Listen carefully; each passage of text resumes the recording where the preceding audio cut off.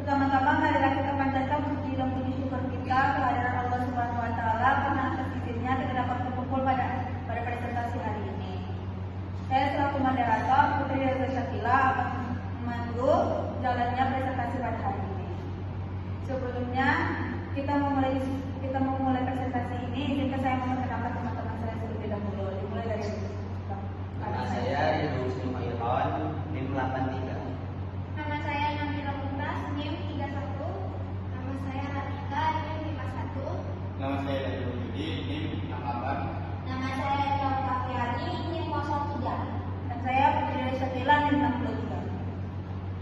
Tanpa berlama-lama, mari kita mulai presentasi kita. Ragam bahasa. Ragam bahasa adalah bahasa yang digunakan berbeda-beda menurut topik yang dibicarakan. Seperti pas kita berbicara, lawan kita berbicara, lawan kita berbicara, orang yang kita bicarakan atau orang yang kita wawancarai. Saya di sini akan menjelaskan tentang ragam bahasa. Ragam bahasa berdasarkan media. Ragam bahasa berdasarkan media dapat dibedakan menjadi dua, yaitu ragam lisan dan ragam tulis. Ragam lisan disampaikan secara langsung, sedangkan ragam tulis disampaikan oleh penulis dalam tulisan atau dalam buku.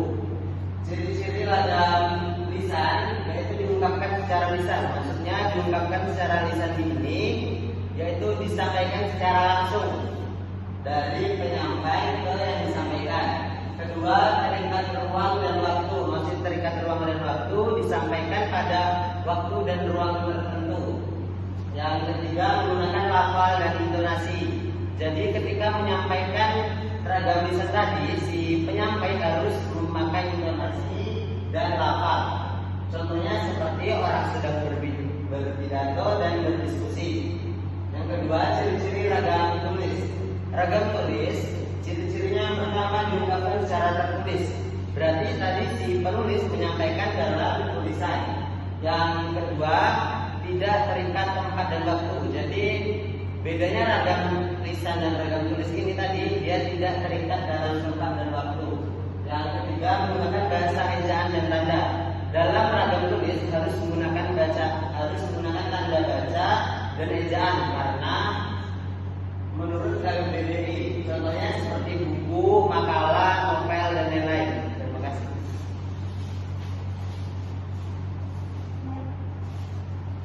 Kemudian ada ragam bahasa baku dan ragam bahasa tidak baku. Ragam bahasa baku adalah ragam yang dilembagakan dan diakui oleh sebagian besar masyarakat sebagai bahasa resmi.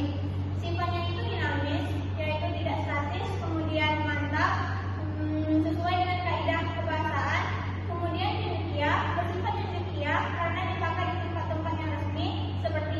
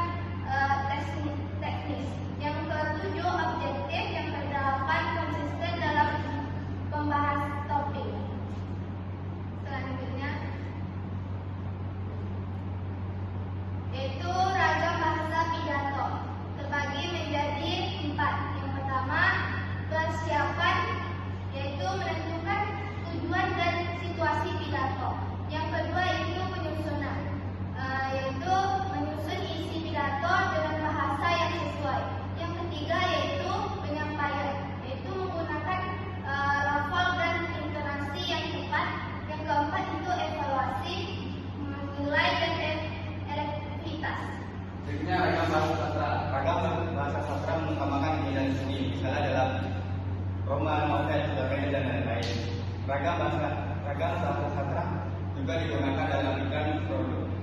Tujuannya produk untuk membeli suatu, tujuan promosi untuk membeli suatu produk. Sedangkan iklan bersifat persuasif agar pembaca mendengar bisa membeli produk.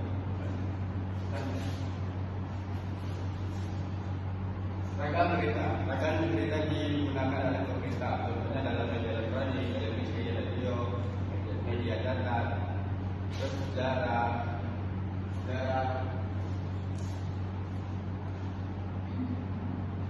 kabar dan jurnal. Untuk menjaga berita menyajikan perlu memperhatikan hal berikut. Yang pertama, tidak menambah mengurangi fakta yang ketiga. Yang kedua, tidak mengubah fakta yang berdasarkan pendapat penyaji. Yang ketiga, tidak menambahkan tanggapan pribadi. Yang keempat, tidak mengubah pada siapapun. Yang kelima, tidak menggunakan suatu dan sebagainya.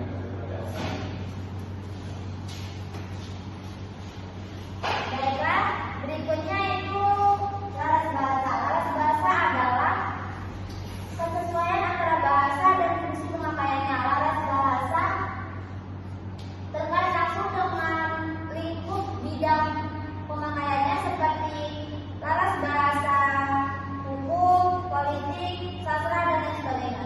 Di sini ada laras bahasa ilmiah, politik, hukum, dan sastra. Baik, teman-teman, kita akan membahas tentang laras bahasa ilmiah. Laras bahasa ilmiah yaitu kalimat yang menggunakan istilah teknis dan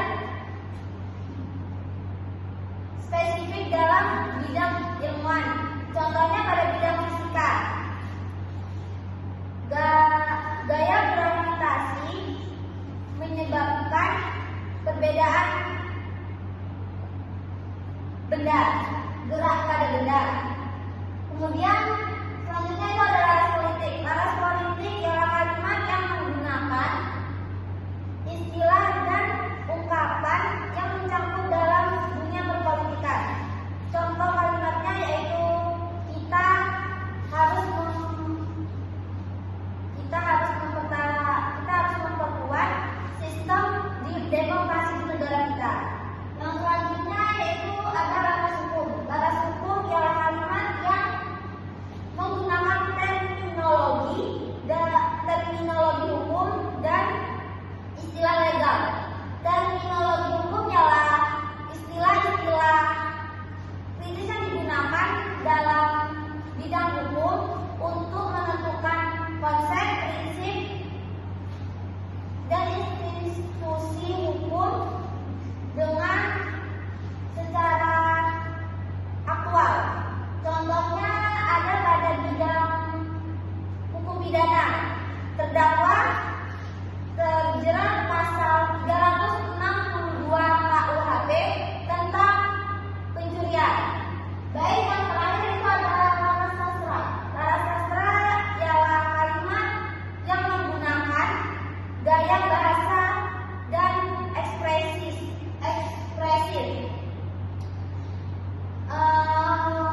Laras bahasa biasanya digunakan pada puisi, novel, cerpen, dan lain sebagainya. Contoh kalimat laras bahasa itu ada kalimat deskriptif, naratif, lirik, dan simbolik. Saya hanya mengambil satu contoh dari kalimat naratif, yaitu dia memandangku dengan mata yang penuh harapan. Berikutnya, laras bahasa dapat bersifat ilmiah dan non-ilmiah. Laras bahasa yang bersifat ilmiah dan non-ilmiah kita ambil contohnya dari bidang kedokteran. Di bidang kedokteran, untuk kalimat yang non-ilmiah, contohnya ayan bukan penyakit menular. Dan untuk kalimat yang ilmiah, yaitu epilepsi bukan penyakit menular. Perbedaannya ada di subjek. Di non-ilmiah kita menggunakan bahasa yang mungkin sering kita gunakan atau bahasa yang berteman sekitar. Sedangkan untuk yang kalimat ilmiah kita menggunakan kata yang lebih ilmiah atau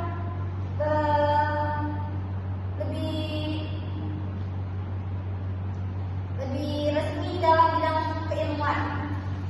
Selanjutnya